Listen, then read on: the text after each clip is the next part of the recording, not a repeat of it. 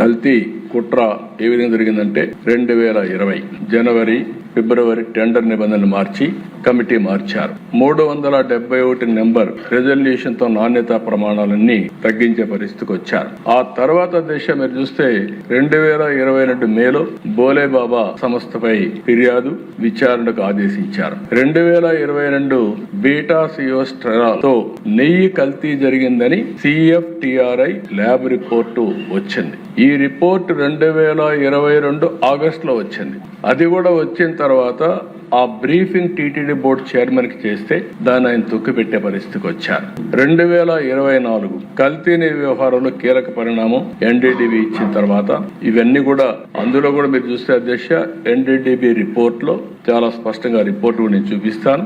దానిపైన AR డైరీని black list లో పెట్టడం, సిట్ తో 2024 అక్టోబర్లో CBI సిట్ వేయడం, అందులో FSSAI వాళ్ళు కూడా చేర్చారు. మొత్తం కూడా ఇవన్నీ ఉన్నాయని 26 జనవరి మొన్నే 36 మంది పైన ఒక ఛార్జ్ షీట్ వేశారు. ఇది చూస్తే అధ్యక్ష మొత్తం ఏ విధంగా జరిగిందని చూస్తే ఇట్ ఈస్ వెరీ క్లియర్. పాలు ఏమాత్రం లేని కంపెనీలు, అలాంటి కంపెనీలు కెమికల్ ఏ విధంగా తయారు చేస్తారు గాడ్ ఓన్లీ నోస్, అలాంటి కంపెనీలకు ఇచ్చే పరిస్థితికి వచ్చారు.